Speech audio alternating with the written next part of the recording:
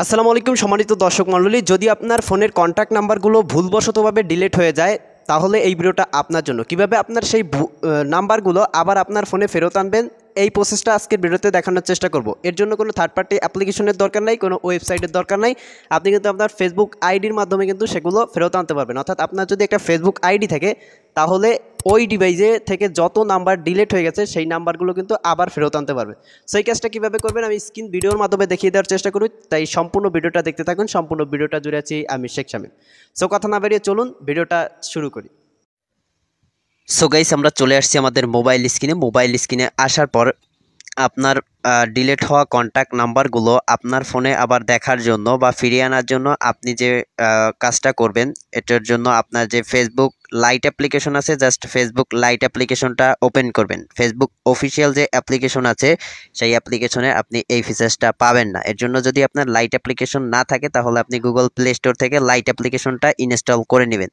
Just install করার পর এটির উপর ট্যাপ করবেন। ট্যাপ করার পর এটা ওপেন হবে এবং আপনার যে আইডিটা সেই আইডিটা এখানে শো করবে। আপনি যদি একটু খেয়াল করেন তাহলে দেখতে পাবেন যে এইখানে 3 লাইনস একটা আইকন রয়েছে। মোস্ট ইম্পর্ট্যান্ট একটা কাজ, সকলে ভিডিওটা শেষ পর্যন্ত দেখেন।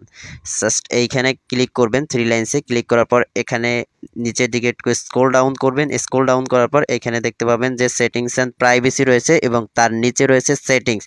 এই সেটিংসটার উপর আপনি ট্যাপ করে দিবেন। এই যে এইখানে যে সেটিংসটা রয়েছে, এই যে এইখানে যে সেটিংসটা রয়েছে, জাস্ট এই সেটিংসটার উপর আপনি ট্যাপ করে দিবেন। সো ট্যাপ করে দেওয়ার পরে একটু সময় নিয়ে এরকম একটা ইন্টারফেস আপনার সামনে শো করবে। অনেক অপশন রয়েছে, আপনি একটু স্ক্রল ডাউন করে নিচের দিকে চলে যাবেন।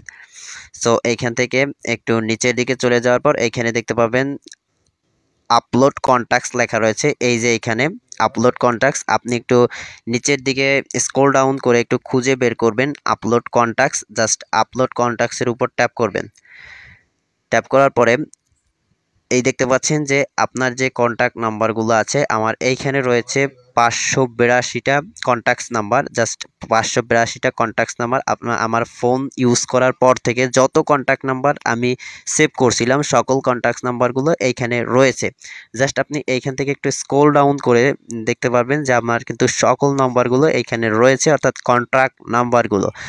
সো দেখতে পাচ্ছেন আপনিও কিন্তু আপনার কন্ট্যাক্ট নাম্বারগুলো পেয়ে যাবেন। আপনি খেয়াল করেন দেখতে পাচ্ছেন যে নম্বরের কয়েকটা অক্ষর কিন্তু এখানে রয়েছে। এই যে এখানে কয়েকটা অক্ষর রয়েছে, জাস্ট এই সম্পূর্ণ অক্ষরগুলো দেখার জন্য আপনি এই যে যে কন্ট্যাক্ট নাম্বারগুলো আছে, জাস্ট এই কন্ট্যাক্ট নাম্বারের উপর আপনি ট্যাপ করবেন।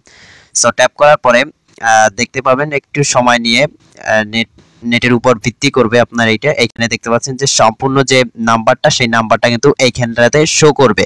সো আপনি কি করবেন, আপনি এইখান থেকে আপনি একটা খাতা কলম নিয়ে বসবেন এবং এই নাম্বারগুলো উঠিয়ে রাখবেন এবং নামটা কিন্তু সাইডে লিখে রাখবেন এবং পরবর্তীতে কিন্তু আপনি আপনার ফোনে সেভ করতে পারবেন। একেবারে ডিরেক্টলি যে এইখান থেকে একেবারে কন্ট্রাক্ট নাম্বারে ট্রান্সফার করতে পারবেন এটা কিন্তু পারবেন না।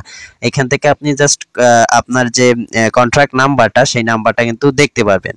সো এইখানে দেখতে পাচ্ছেন সকল নাম্বার কিন্তু এখানে শো করবে। সো ভিডিওটা এই পর্যন্ত, যদি একটু হলেও উপকারে আসে অবশ্যই চ্যানেলটাকে সাবস্ক্রাইব করুন এবং পেজ থেকে দেখে থাকলে অবশ্যই পেজটাকে ফলো করবেন। Thanks lot. আসসালামু আলাইকুম ওয়া রাহমাতুল্লাহ।